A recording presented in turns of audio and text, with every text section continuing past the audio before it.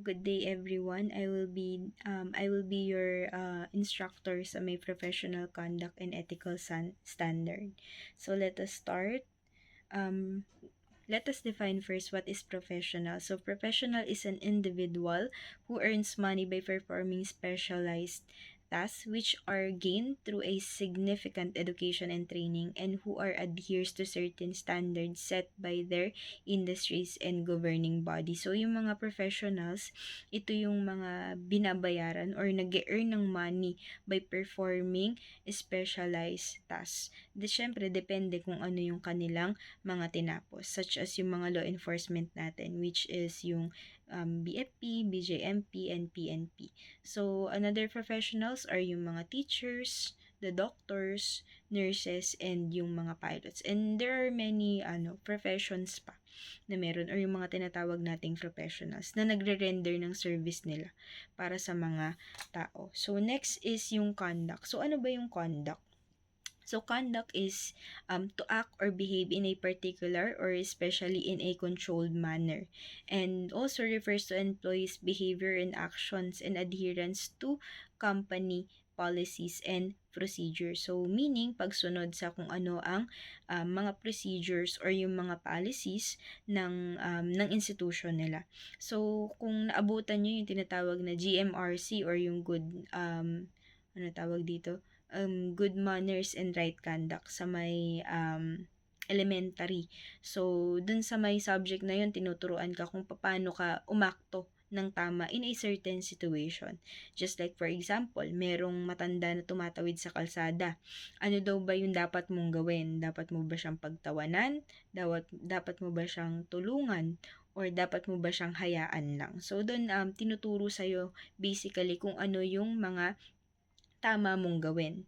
So, next is the ethics. So, what is ethics? Ethics refers to well-founded standard of right and wrong that prescribe what human ought to do, usually in terms of rights, obligations, benefit to society, fairness, and specific virtues. Ethics, for example, refers to those standards that impose the reasonable obligation to refrain from rape, stealing, murder, assaults, and slanders and fraud. So, dito naman yung ethics daw is adherence din or pagsunod sa may batas na meron tayo. So, ano ba yung mga batas na meron tayo? The 1987 Constitution, and then yung RPC natin, syempre. So, there are a lot of laws na meron tayo na kailangan nating sundin. Syempre, para maiwas tayo sa mga penalties na nakaakibat kapag gumawa ka ng crime. So, next, another definition is ethical standard also includes those that enjoin virtues of honesty, compassion, and loyalty. An ethical standard includes standards relating to rights such as the right to life, the right to freedom from injury, and the right to privacy. Such as standards or adequate standards of ethics because they are supported by consistent and well-founded reason. So, yun din, kasama din doon yung tinatawag nating Bill of Rights. So, those are the rights of a person na kailangan mong sundin para, kumbaga para, maging maayos, 'di ba, yung ating society.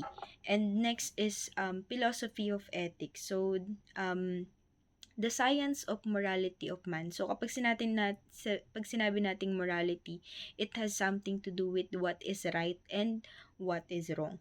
And then, it comes from the Latin word ethos, meaning customary. So, customary meaning ano ba yung mga kinagawian natin. So, ano ba yung mga example niyan? Like pagmamano, pagsasabi ng po at opo sa mga nakakatanda sa atin. So, yun yung mga tinatawag na customary practice. And then, behavior naman, syempre, kung paano ka mag-act ng tama. And then, morals, ganun din, it is referring to nga what is right and what is wrong. And then, it is a branch of philosophy daw which studies the principle of right and wrong in human conduct. So, pinag-aaralan kung ano yung tama at maling gawin ng isang tao. So, Ano naman daw yung mga principle of ethics? So, number one principle is respect for persons or authority. Acknowledge a person's right to make choices, to hold views, and to take action based on personal values and belief. So, respect for person or authority. So, kung ano yung paniniwala ng isang tao, hayaan mo siya. Huwag mo siyang pakialaman. Katulad ng sa may mga religion, di ba? If sa INC, they believe na si Manalo ang kanilang tagapagligtas, and then hayaan natin sila because that's their belief, yun yung paniniwala nila. And next is justice. So justice, treat others equitably, distribute benefits and burdens fairly. So, dito naman, kailangan kahit na anong gender ang isang tao, you have to treat them fairly. Hindi pwedeng yung dahil narcissist ka, no? Ayaw mo sa may members ng LGBT. So, ikaw as a criminologist, iba yung trato mo sa mga straight kaysa dun sa may mga LGBT. So, hindi pwedeng ganun. Kailangan kahit na sino yan, kahit na anong ethnicity siya, anumang gender niya, kailangan pair ka sa bawat isa. Then next is non-malfeasance or do no harm. Obligation not to inflict harm intentionally. So, hindi ka gumagawa ng makakasakit or makaka-harm sa ibang tao. While beneficence naman is to do good, provide benefits to persons, and contribute to their welfare, refers to the action done for the benefits of others. So, ang tinitignan mo dito or yung ginagawa mo dito is kung ano yung makakabuti sa ibang tao. And next is the norms. So, ano naman yung norms? It is defined as the standard of society of what is right and what is wrong. So, the definition of right and wrong may varies from society to another kasi hindi tayo pare-pareho ng norms or ng ng paniniwala or kinagawian. Katulad dun sa example, no, sniffing of marijuana. So, dito sa may bansa natin, sa Pilipinas, illegal yun. Kapag ikaw ay nahulihan ng marijuana, then makukulong ka. Pero sa ibang bansa, katulad ng Canada, ng Germany, ng Czech Republic, and even dun sa may Thailand, no, nagbebenta pa sila ng vape yata na merong flavor na marijuana. So, kasi legal sa kanila yun. Walang problema. And then, abortion din. So, sa atin, dito sa Pilipinas, hindi siya completely accepted, hindi siya tinatanggap, and it is considered as immoral practice. Pero sa ibang bansa, inaalaw na yun, pwede yung abortion. And some countries, like sa US yata yun, legal sa kanila yung pag-abort ng mga bata. So, next is classification of action according to norms. So, kapag sinabi nating moral actions, actions that conform to the norms of morality. So, ito yung mga tamang action na gawin, like pagtulong sa kapwa. Kung meron kang nakita na matanda, tutulungan mo. So, yun yung mga example nun.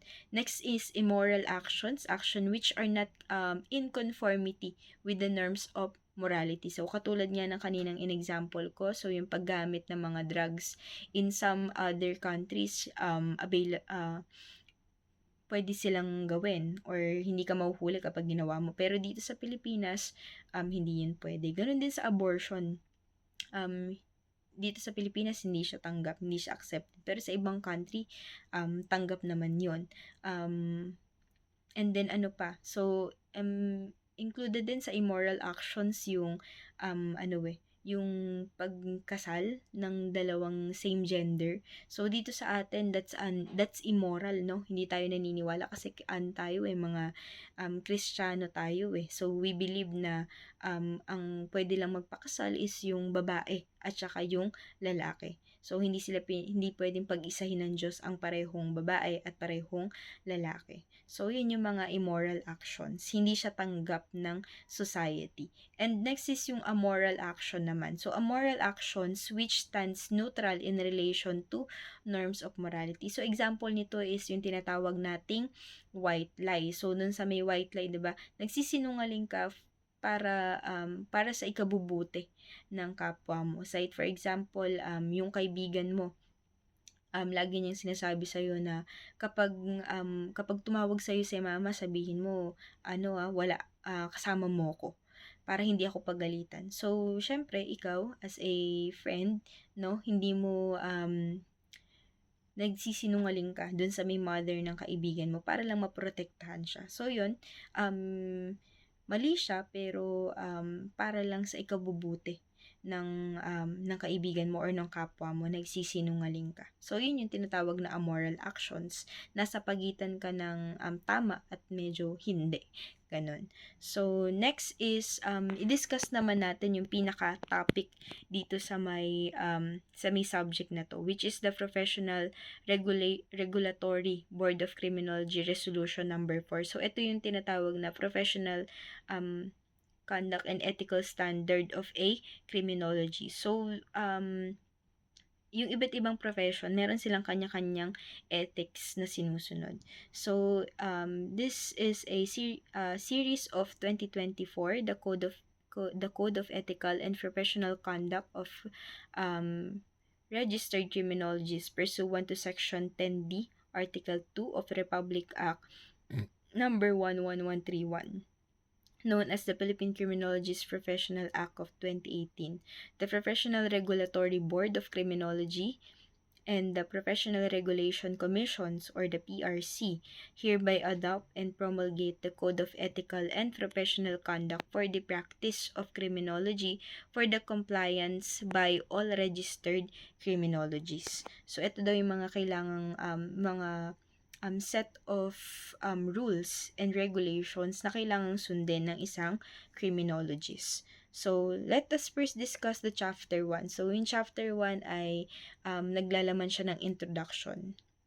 So, included dito yung definition of terms. So, in paragraph A, the Accredited Integrated Professional Organization, or yung AIPO, refers to the one and only national organization of criminologists recognized and accredited by the board and the commission that is mandated to integrate all criminologists and where membership therein is automatic and mandatory. So, meron tayong iisa lang na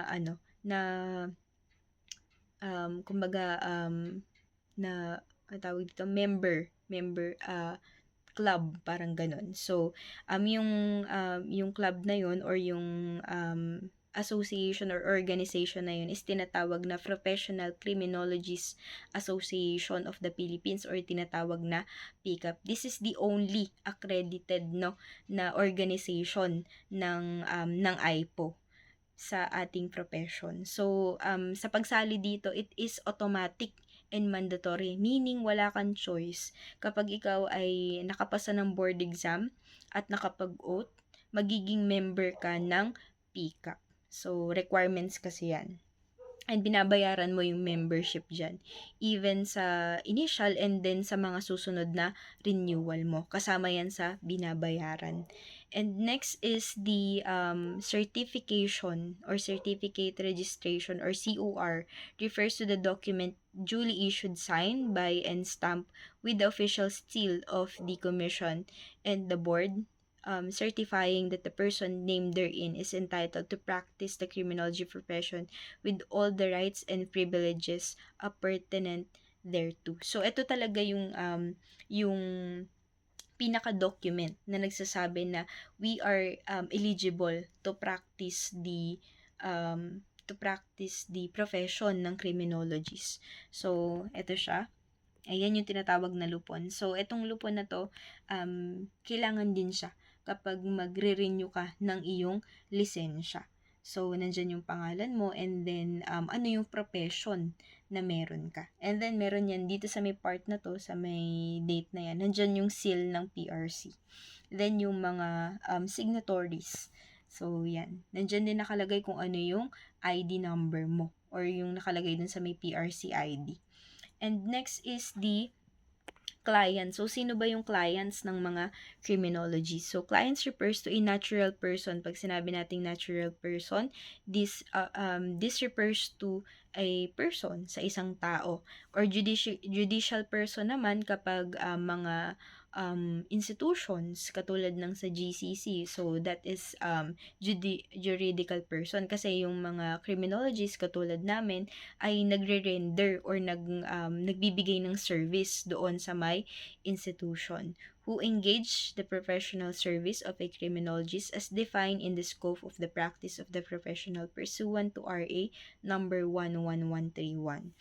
And next is the malpractice of profession. So, refers to any improper act committed by a criminologist in the practice of his or her profession, or the failure of a criminologist to competently perform one's duty within the legal and ethical standard of professional. So, kapag sinabi nating malpractice, ito yung hindi mo pagsunod doon sa may batas, hindi mo pagsunod doon sa may mismong ethics ng criminologist. So, next is the practice of profession refers to any activity or undertaking rendered by the criminologist as defined in the scope of practice under RA 11131 and RA number 8981 of NDIS code. So, ito naman yung mga practice or yung mga dapat gawin ng isang criminologist. So, later madidiscuss natin kung ano yung mga ito. And next is the professional identification card or yung tinatawag nating PRCID. So, refers to the document bearing the name. So, pangalan mo, syempre, kung kapag nakapasa ka na ng board, photograph and signature of criminologist, his or her registration numbers and the dates of issuance, expiry, and duly signed by the chairperson of the commission. So, syempre, nandyan yung makikita dyan yung pangalan mo, makikita din dyan yung picture mo. And then, yung expiry ng ID ay sa mismong birthday mo. So, 3 years lang ang validity ng ID. So, after 3 years, mag-aano ka na ulit, magre-renew ka na ulit. So, sa unang renew, sa unang expiration ng ID mo, hindi mo pa kailangan kumuha ng CPD unit. So, later, i-discuss ko pa kung ano yung ibig sabihin nun. So, yan yung ID, PRC ID namin. And later on, magkakaroon din kayo niyan. Mag-aral lang kayo ng mabuti. And next is the registered criminologist. So, ito yung mga pangarap natin, syempre. Pangarap nyo na makuha after yung graduate. Yung word na RCRIM sa dulo ng inyong pangalan. So, otherwise known as the criminologist, refers to a natural person who holds a valid COR, yung tinatawag na lupon, and an updated PIC or yung personal identification card, identifying the persons as a registered criminologist. So, disclaimer lang na para sa inyo na kapag kayo nakapasa ng board exam, tawag lang sa inyo doon, CLE passer. Unless mag-take kayo ng oath, dun pa lang kayo masasabi na RCRIM. So, at kapag hindi kayo nag-take ng oath, at di kayo umattend dun sa tinatawag nating oath-taking, hindi kayo mare-recognize as registered criminologist. Okay po. So, next is, the temporary special permit refers to the privilege granted to criminologists from other countries as mentioned in Section 30 of the implementing rules and regulation of RA number 11131 to be able to practice the profession as a criminologist in the Philippines.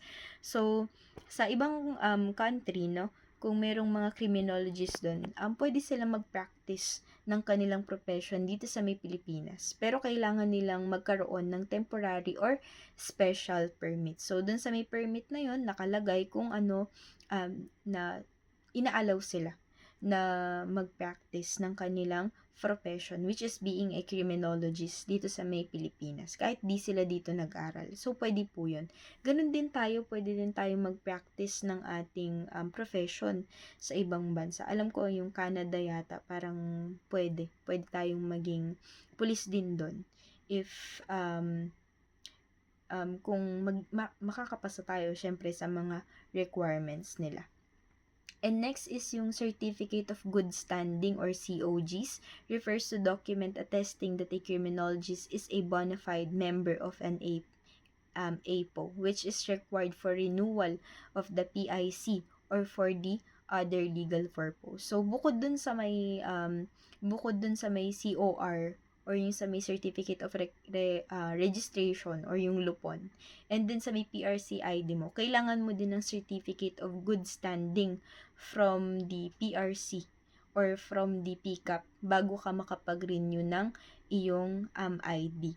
So, yan, hinahanap din yan. Magre-request ka niyan. So, according kila Sir Billy, parang 18 days bago makuha yung COG from the from the um, from the PCAP. So, yan, kailangan yan kapag magre-renew ka. So, syempre, meron yung mga bayad. Medyo, din, parang umaabot sa 5K yung bayad sa pagre-renew pa lang ng ID. So, medyo, siya, pricey. Okay? So, next is sa chapter 3. So, sa chapter 2, sa chapter 2 is the duties to the society. So, ano ba yung duty ng criminology sa society? So, section 1 is respect for law.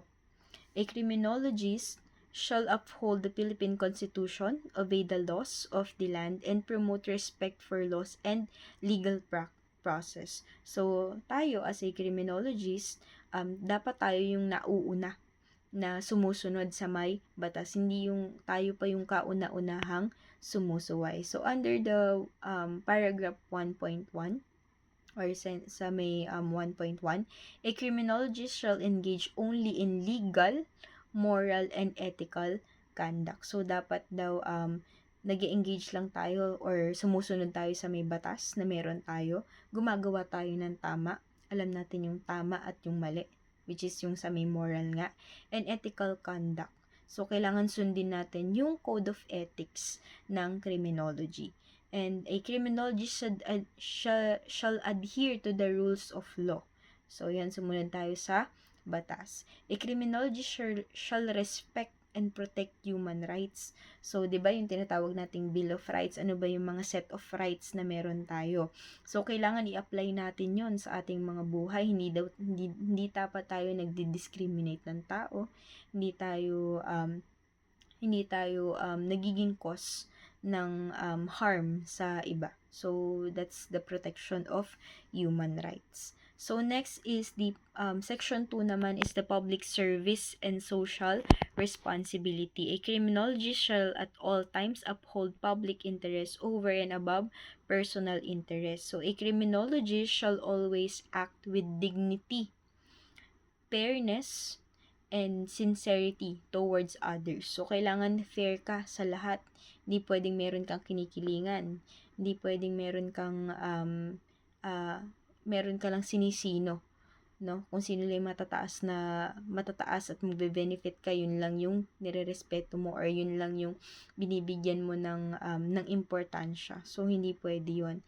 Next is a criminologist shall act as role model to the community in instilling respect for the rule of law and the profession. So, dapat ikaw yung nagiging role model. So, kapag nakikita ka nila, mataas yung tingin nila sa'yo.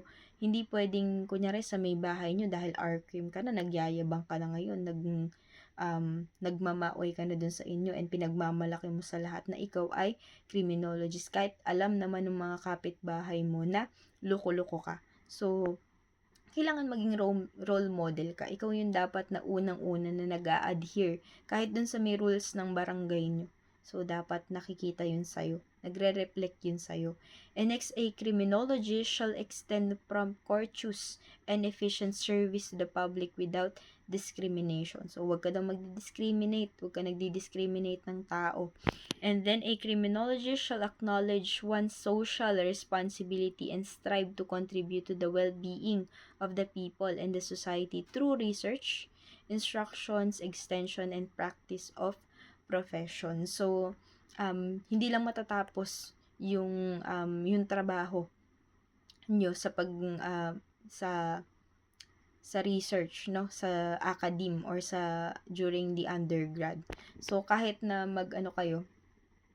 pag naging R-Crim na kayo, kailangan nagko-contribute din kayo through research, no? And then kapag din kayo, naisipan nyo na magstay sa academe, kailangan nyo kasing mag-aral ulit sa graduate studies. So, doon meron ding research. So, hindi din kayo makakawala. It is a continuous studying, no? So, kailangan din nating magkaroon pa ng improvement, syempre. And matulungan din natin yung profession natin kung paano magkakaroon ng improvements. And next is, sa section 3 naman, pinag-uusapan naman dito yung personal integrity and honesty. So, a criminologist must uphold the tenets of this code and in all his or her professionals and private dealings. A criminologist must uphold and maintain personal integrity and consistently exhibit ethical and honest conduct in all facets of life. So, kailangan, honest ka sa buhay.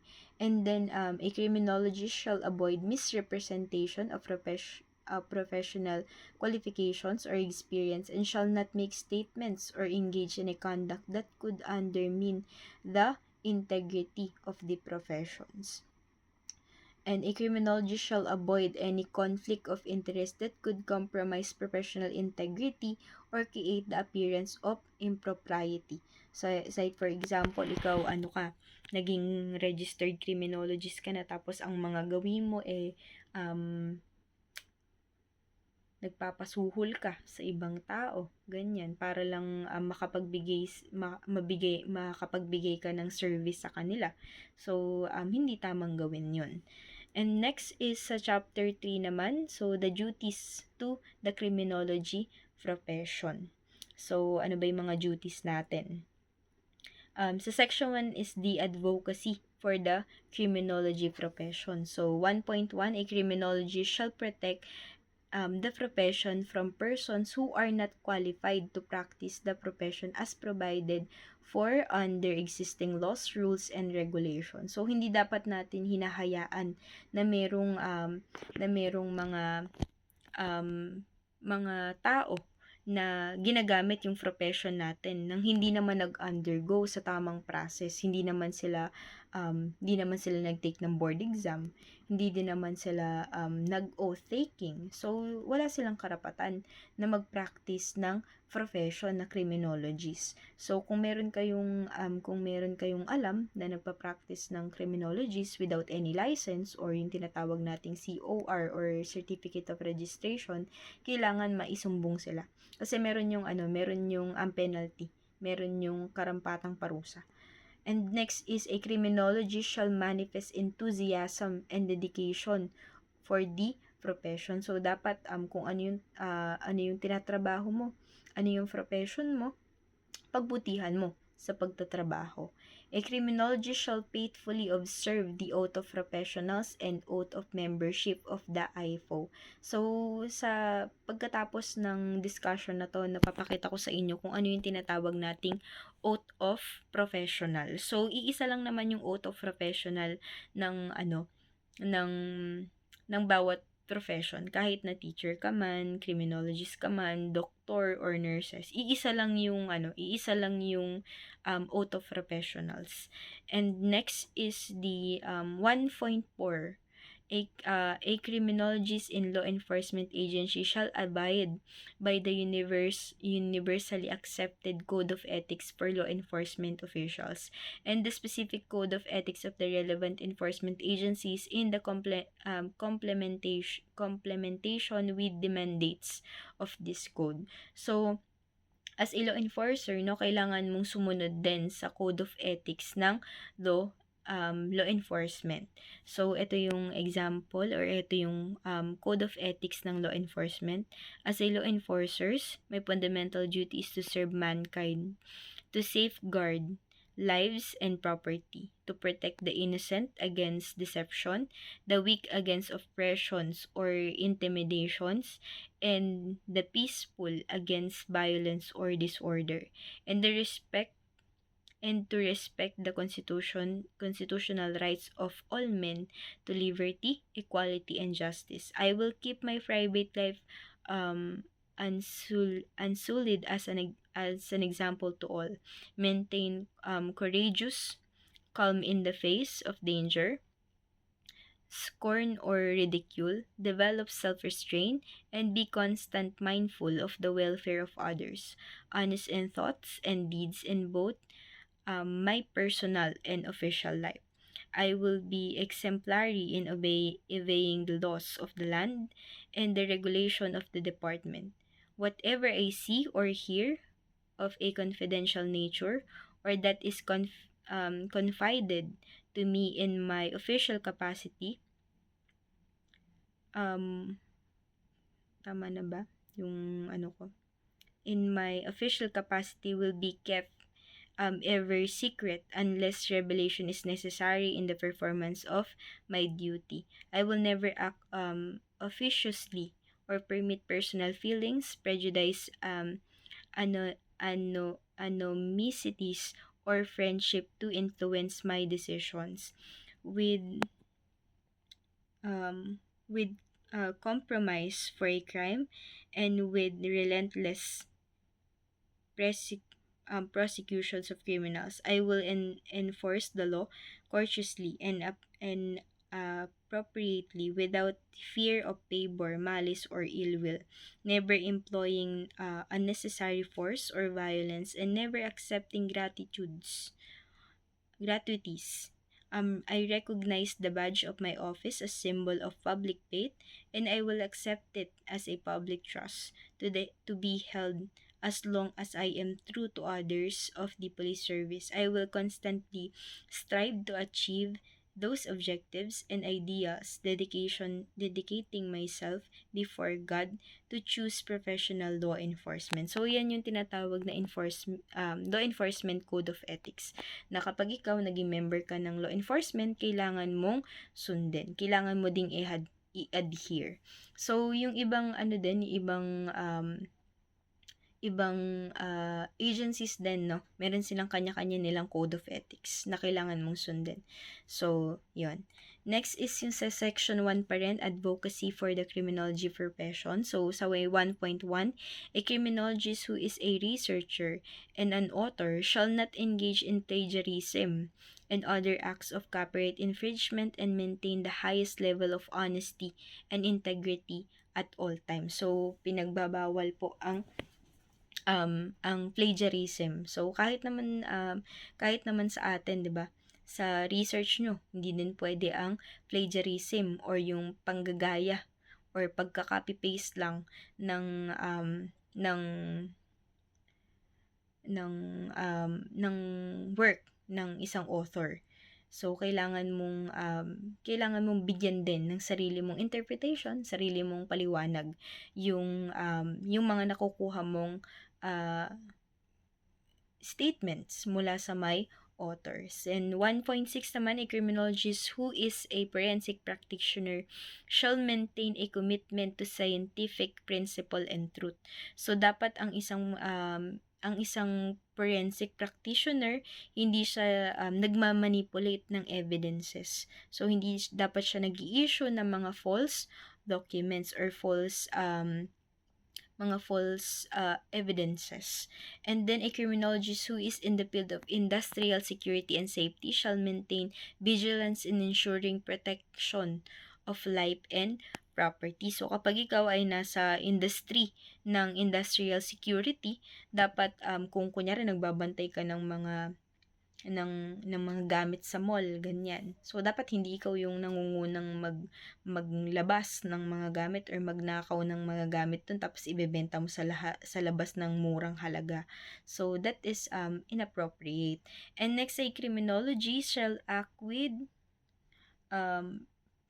professionalism and treat all individuals with respect and integrity. So, kailangan lahat ay nirerespeto mo. So, wala ka dapat pinipiling respetuhin. And a criminologist shall demonstrate strong commitment to the professions by actively participating and contributing in a various related programs and activities of the PRC, the board, and the IPO. So, kailangan daw ang mga criminologist ay ay jumo-join sa mga programs na meron ang PRC. So, ganun din yung sa may board and syempre yung mga yung association natin, which is the PCAP. And then a criminologist shall maintain an independence from any pressure or influence that could compromise the integrity of the profession. So, yan, sa may section 1. And then sa may section 2 naman is the demeanor towards professional colleagues. So, ano naman, paano naman daw ba makitungo ang isang criminologist sa kanyang kapwa criminologist or sa kanyang mga katrabaho? So, a criminologist shall respect colleagues by recognizing their expertise and contributing to the profession. So, kailangan irespeto mo kung ano yung expertise ng katrabaho mo or ng mga colleagues mo. So, wag ka namang nagmamaliit. Wag mo namang ino-overlook kung ano lang yung mga na-achieve niya sa buhay. So, kung ikaw marami ka nang na-achieve, marami ka ng seminars na na-attendan, then, wag mo namang maliitin yung kapwa mo or yung colleagues mo. And then a criminologist shall endeavor to collaborate with colleagues for greater insight and professional advancement. So kung kinakailangan no na makipag collaborate ka or tumulong ka dun sa iyong sa mga colleagues mo or sa kapwa mo criminologist, then gawin mo. A criminologist shall display respect at all times and refrain from the use of abusive, insulting, and offensive language. So, hindi ka dapat nagiging abusive, no? Hindi ka dapat nananakit ng ibang tao. Hindi ka dapat nang i-insult or nagmamaliit ng kapwa mo. And then, huwag ka din gumamit ng mga offensive word. Huwag ka masyadong nagmumura. 'Di ba? So, being a professional, 'di ba? Hindi dapat naririnig sa iyo 'yan. Huwag kang namamaliit ng kapwa. So, yung mga ganun. And then, a criminologist shall refrain from undermining or maligning the honor, reputations, and professional work of a fellow criminologist. So, yan. Next is the section 3 naman is the commitment to lifelong learning. A criminologist shall commit to lifelong learning. Kailangan daw hindi natatapos yung pag-aaral natin pagkatapos natin graduate sa college. Hindi din natatapos yung pag-aaral natin kapag nagre-review tayo. So after nyong makagraduate, no? After nyong makapasa sa may board, may continuous pa rin na pag-aaral. So ito nga yung binabanggit ko kanina. So a criminologist shall keep abreast with current trends and development in the profession through continuing professional development. So kailangan patuloy kang nag-aaral. So kapag ikaw kasi ay so, requirement kasi, no, kapag magre-renew ka ng license, ay kailangan mo ng CPD units.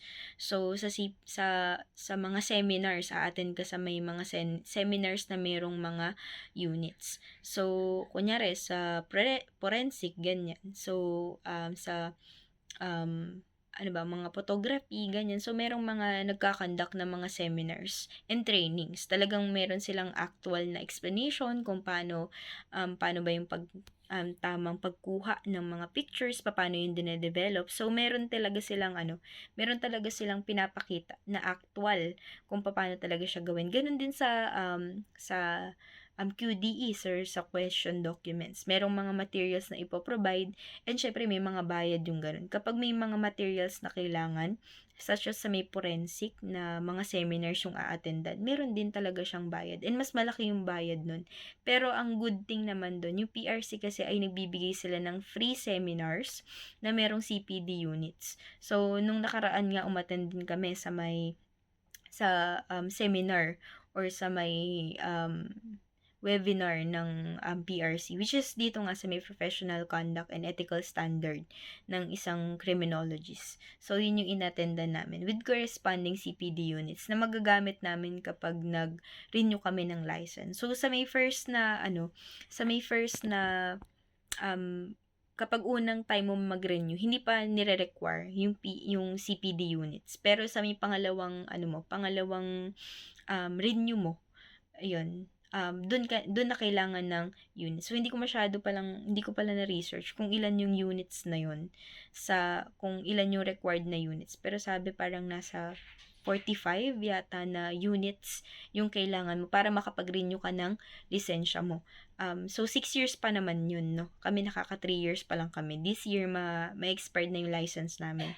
So, wala pang CPD units na kailangan. Pero sa susunod, need na namin na umattend pa ng mga seminars and trainings.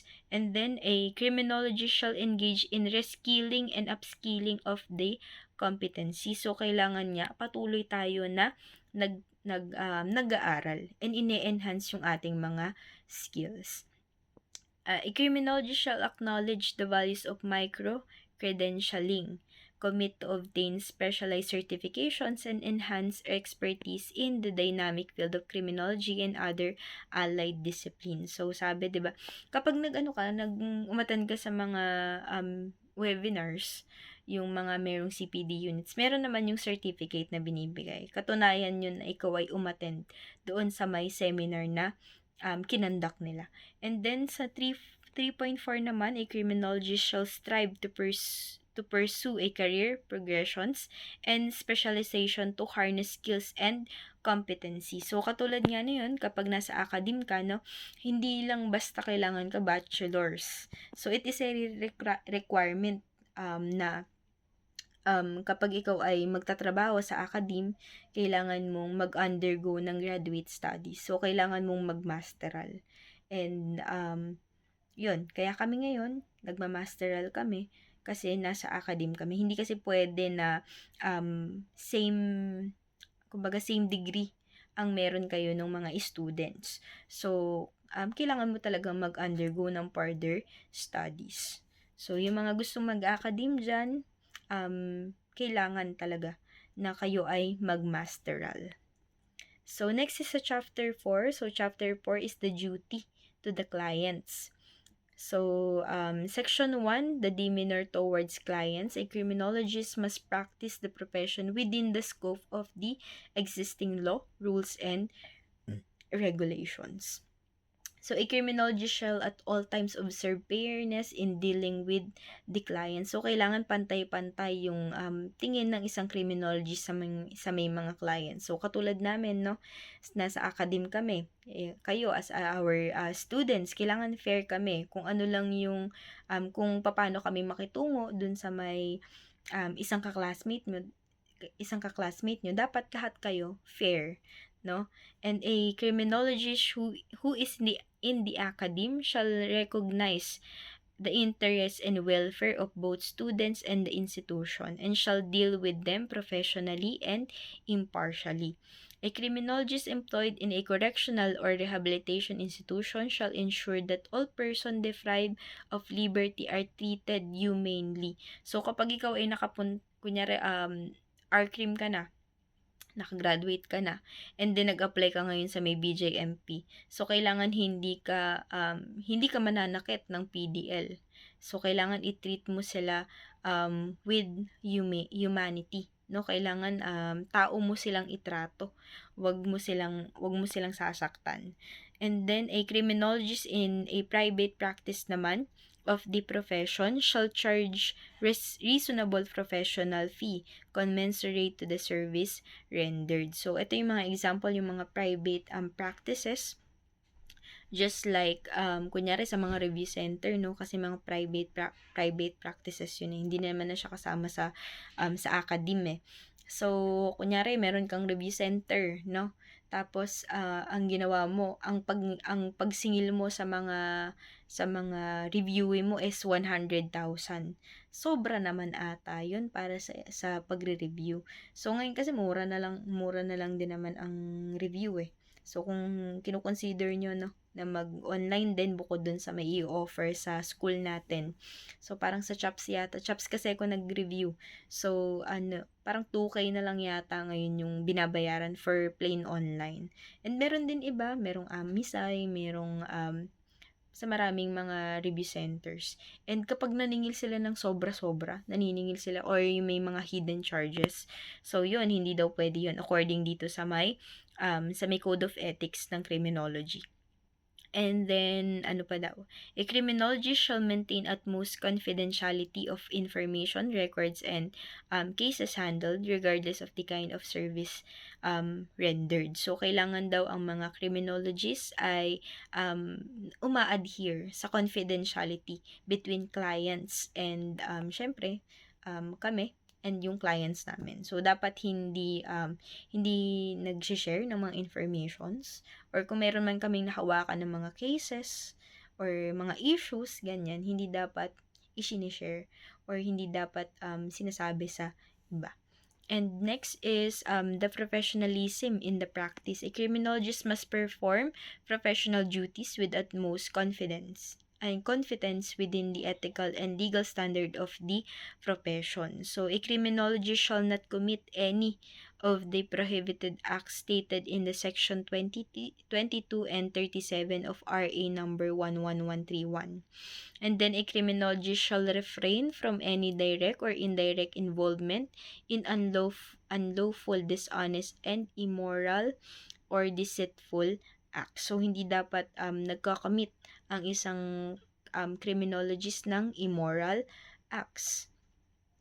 Criminology shall not commit plagiarism or appropriate take credits for any intellectual property of another. So, kailangan laging um, merong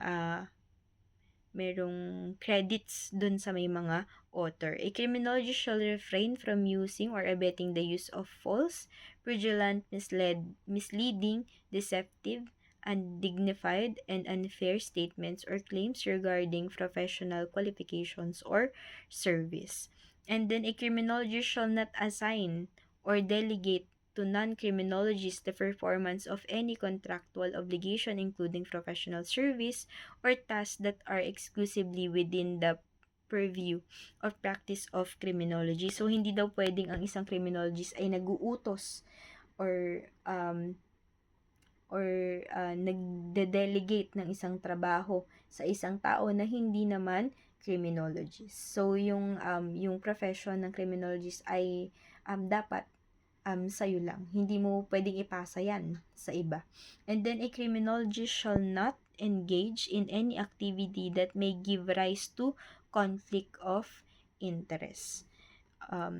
Next is, a criminologist shall not engage in the practice of a profession with expired, suspended, or revoked certificate of registration, professional identification card, or temporary special permit. So, hindi daw pwedeng ang isang criminologist na expired yung lisensya ay magpa-practice ng kanyang profession. So, bawal po yun.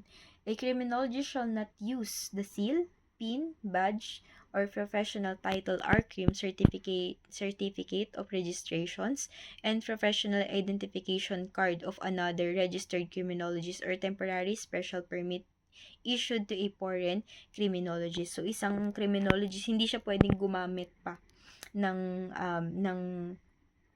lisensya, ng may lisensya. Syempre, hindi pwede yun. And then, hindi din pwedeng gamitin niya yung seal, yung pin, and badge para